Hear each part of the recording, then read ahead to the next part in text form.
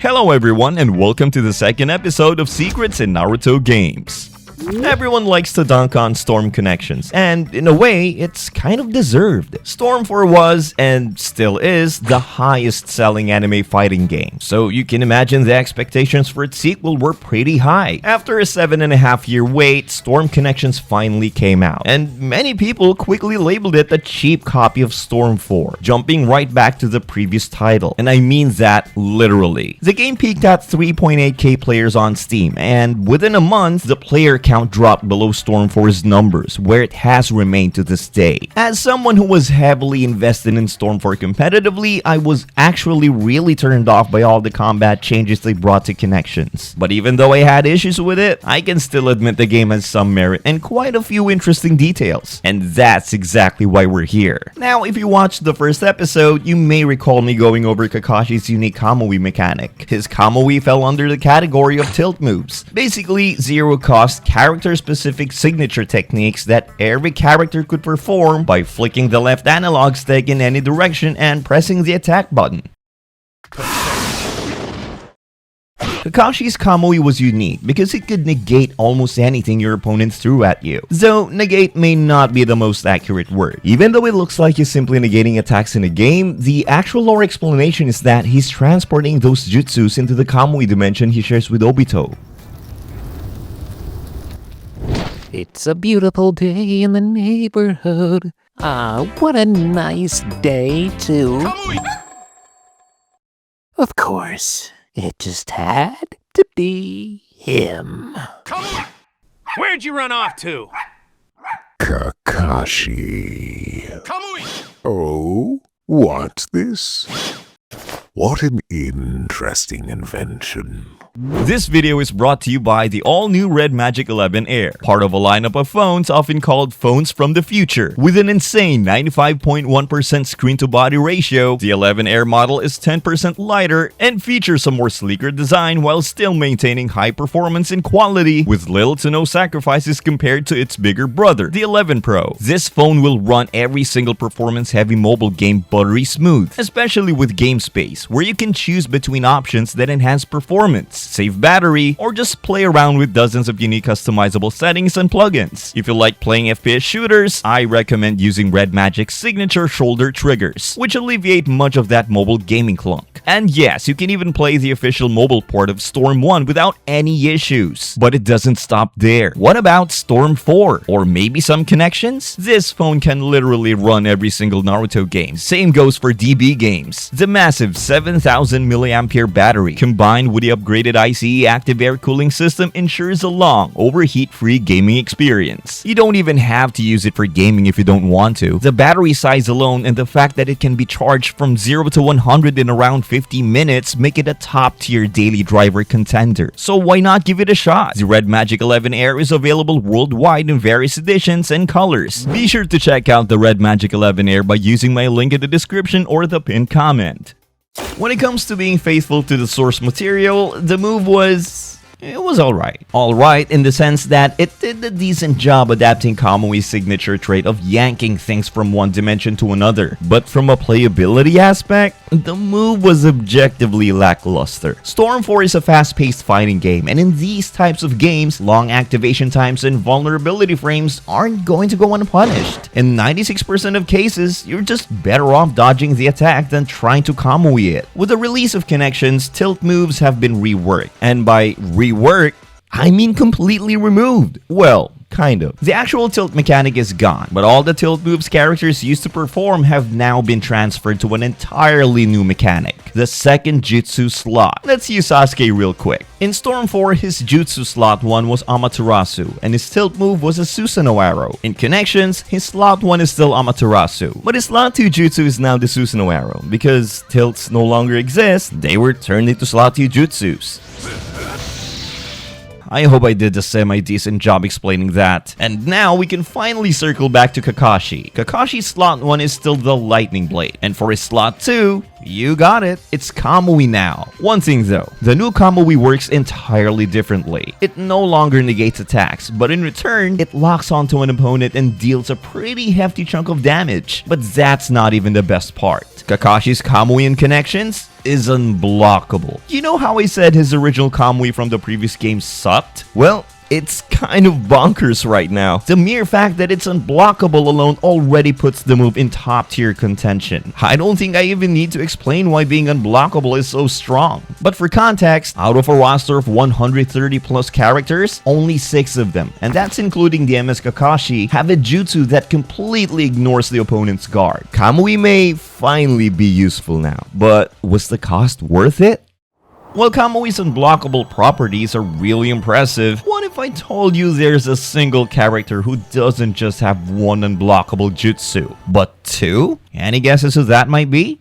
If you're thinking of a late War Arc or Boruto era character, let me save you the time. This character died long before Naruto was even born, and I'm not talking about Hashirama or Madara. The only character in the entire game with 2 unblockable jutsus in their unawakened state is the other the third Raikage. It might seem like a bit of an odd choice at first. I initially thought it was because of his speed, but then the 4th Raikage, Minato, and KCM Naruto should all be able to do the same thing, and yet they don't. But then I took a closer look at some of the statements from the official guidebooks, and well, I think we may have found the answer. The 3rd Raikage is stated to be, and I quote, the strongest past Raikage. Now, that doesn't necessarily mean he's stronger than the 4th Raikage, but I believe this next statement will help us get to the bottom of it. The extreme specialty of the 3rd Raikage is Lightning Release Ninjutsu, a piercing attack by lightning release, similar to Kakashi's Raikiri, which penetrates defenses. It's gonna be a nod to that, right? Again, he's the only one out of the entire 130 plus roster that has 2 unblockable ninjutsus in his unawakened state. I should also point out that both of his unblockable attacks have this little orange on-screen effect that lets you know the attack is going to be unblockable. If it looks familiar, that's because grab attacks have the same effect. And as you probably already know, grabs are unblockable. So yeah, be on the lookout for that if you ever match against a Raikage main. The Clash of Ninja series. Aside from maybe Storm 4, the Clash of Ninja games have one of the most active competitive Naruto communities. The 4th installment, Clash of Ninja 4 in particular, has the most active player base, and they even went as far as to create their own version of the game with various fixes and balance patches. It's called SCON 4, or Super Clash of Ninja 4 by the way. I want to focus on one character in particular, who not only has an extremely strong move from a competitive standpoint, but also manages to incorporate a rather clever Easter egg. One of Orochimaru's attacks is the 5-pronged seal, which in and of itself is pretty cool, since most other games don't really do it. On top of that, the move is extremely lore accurate because it actually disrupts the opponent's chakra usage, making them unable to use chakra for 10 seconds. And you already know those 10 seconds can mean life or death in a fighting game. But there's one more bonus. If the 5-pronged seal happens to be used in a character who is already transformed or in a powered up state, the seal will immediately knock them out of it.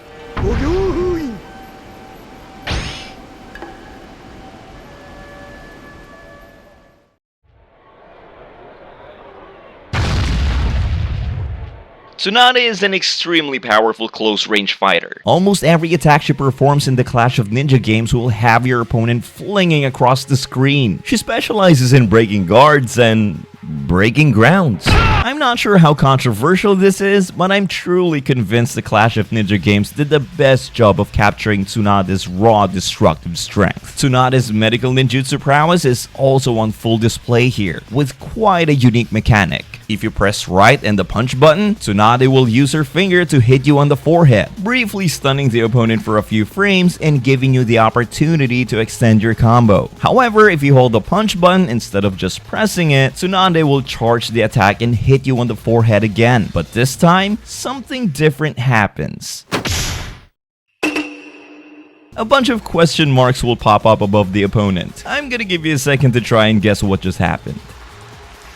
Do you remember that moment from episode 93 of the original Naruto when Tsunade chopped Kabuto in the back of the neck and disrupted his entire nervous system? Well, that's essentially what this mechanic is referencing. Tsunade just applied a confusion state. During this state, the opponent's directional inputs have become inverted. If you press right, you go left. If you press down, you go up. But there's one more level to this. If you fully charge your attack and connect with the opponent, not only will their directional inputs be inverted, but their attack inputs as well. It's a perfect adaptation of that moment from the anime. Something I'm almost certain no other game series has done before or since. This one is quite interesting because it doesn't impact gameplay at all. In fact, it's so subtle that in my 10 plus years of playing the Storm series, I only discovered it a few days ago and it was by complete accident. I was randomly hovering around the character select screen, inspecting the characters and whatnot. However, the moment I hovered over Lee, I noticed that the substitution pop-up disappeared. That was a bit weird, but I didn't think much of it at first. Until I went through every other character and realized that the substitution setting only disappears when I hover over Lee. My first thought was that maybe Lee was unable to use substitution, but I played as Lee countless times, so I was pretty sure he could. Nevertheless, I went to double check, and sure enough, he can use substitution. So if he can use substitution, then why the hell did that setting disappear? At that point, the gears in my head started spinning. Wait. I selected a different character, someone who can use the substitution setting, which is literally everyone besides Lee. I then proceeded to wait for the opponent to hit me, and it's the log, the trademark of a successful substitution jutsu. Everyone uses it, of course, everyone except Lee. I can't believe this. It took me 10 plus years to notice it. Lee doesn't use the substitution jutsu. His animation is completely different. He never learned it, at least in part 1 of Naruto. It was confirmed that it wasn't exactly his forte. I'm not entirely sure if he learned it in Shippuden, but if the games are anything to go by, I would assume not. It seems the devs didn't want to make Lee the literal worst character in the game by removing his ability to use substitution. After all, the substitution jutsu is literally your bread and butter in this Storm games. Removing it would genuinely make him unplayable. I'm still surprised I never noticed this sooner. Props to the dev team for acknowledging Lee's shortcomings while still allowing him to function like everyone else. Wake up to reality. Subscribe to KaDazee for more content. We're taking a trip back to 2005, or 2008 if you're from literally anywhere else that's not Japan. The Naruto Ultimate Ninja games for the PS2 have quite a few attacks that can be charged to increase the damage dealt. You've got Rasengan, Lightning Blade, various fire-style jutsus, and a whole lot more, which if I were to list them all would be standing here for another 2 minutes, and I'm not sure how enjoyable that would be to watch. And of course, let's not forget Chidori. So what's the deal with Chidori? Why am I emphasizing it? Here's the thing. Each time you use one of these chargeable attacks, once the charging bar is full, you can still continue to hold the attack if you want. The attack won't get any stronger even if you hold it for a whole hour. The game just gives you the option to release it whenever you want, so you can time your attacks better. And then there's Chidori. You can also do the same thing with it, but you won't be able to charge it for an hour. Hell, even a single minute is questionable. Let me zoom out a bit so you can see the HUD. Can you see what's going on? Sasuke's chakra is rapidly draining. The duration of time you can charge it is directly proportional to your chakra meter. But take note of this. Your chakra reserve is completely safe while the charge bar is filling. Once it reaches 100%, you can continue holding the attack. That's when your chakra meter will start to decrease. My initial guess was that it has something to do with a curse mark eating up his chakra reserves, but it could also be tied to the very nature of the jutsu itself. Chidori is extremely taxing on a person's chakra reserves. And if you recall, Kakashi told Sasuke he had a limit of 2 Chidori per day. And if you were to force a third one, you die. Granted, Sasuke did end up forcing out a third one, but by that point, the curse mark had to be awakened in order to make it happen. Like I said, I'm really curious to hear some opinions. The legendary copy ninja Kakashi Hatake, said to have copied over 1,000 jutsus. And yet, in the actual show, we only see him spam a handful of jutsus over and over. I love the guy, but I'm not sure how much he lived up to that name. Now I can go back to my book. If your only experience with the world of Naruto games is the Storm series, then sure, Kakashi doesn't really copy anything there, outside of a few jutsus from Zabuza. But if we go a bit further back, we get a much different story. Throughout the entire Clash of Ninja game series, Kakashi's Sharingan Super is always present. He raises his headband and activates the Sharingan in his left eye. While in this state, Kakashi's health slowly depletes, so you'll want to be quick with your plays. But don't panic too much, because you're able to deactivate it at any given moment. By pressing left plus punch button, Kakashi will enter a stance. Initially, it looks like it does nothing, and honestly, it really doesn't. The magic happens the moment your opponent uses their super attack while you're holding the stance.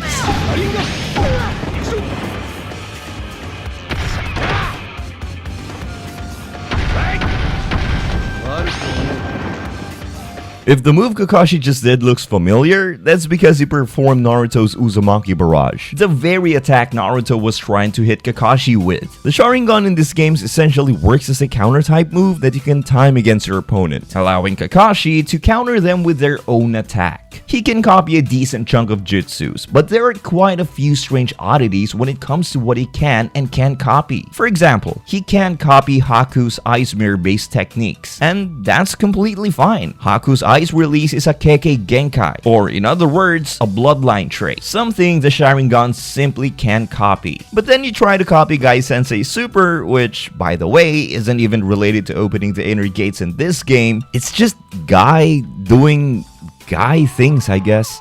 There's zero reason he shouldn't be able to copy that. And the cherry on top? Kakashi can copy Shikamaru's Shadow Possession Jutsu.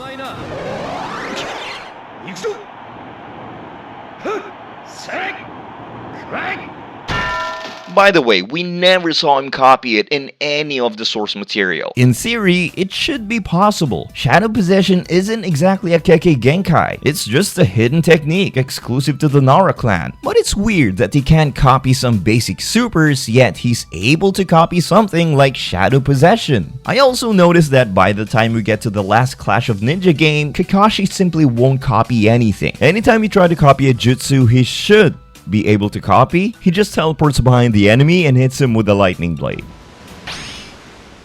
Just like in the actual series, the focus on the Sharingan's copying abilities gradually faded out in the games over time. Though there's another game series that took the whole copying aspect to absolute extremes. But that section would be slightly on the lengthy side, so do let me know if you'd be interested in watching that.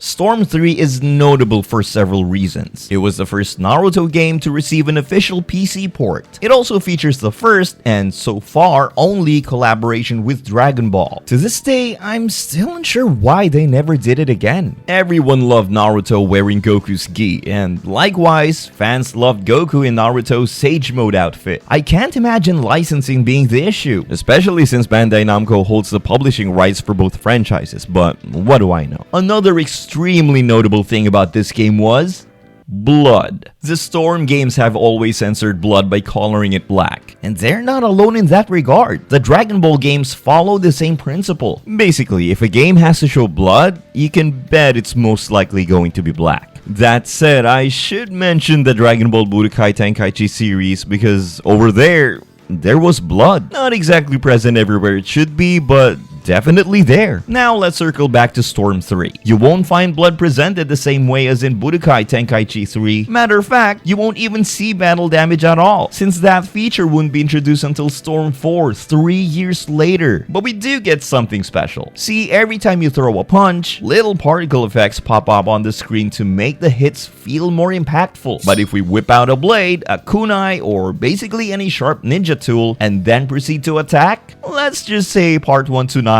won't be too happy with what's about to happen. There's no mistaking it.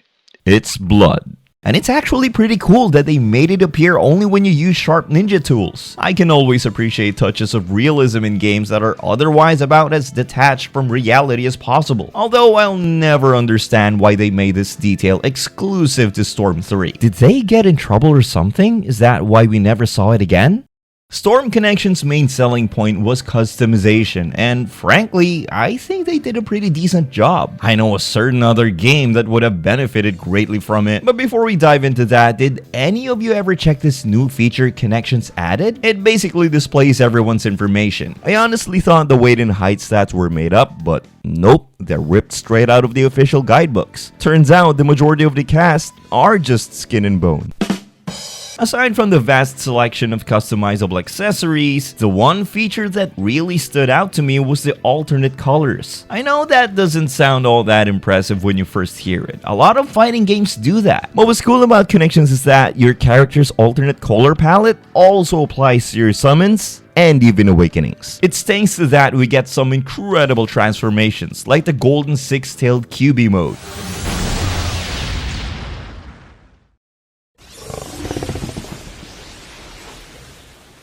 Thank you all so much for watching, and a big shout out to the amazingly talented Kevin Urban for providing those incredible Tobi and Madara impressions. You can find more of his work here on YouTube as well as on Twitter/X. Also, Secrets in Dragon Ball games are coming back around Battle Hour.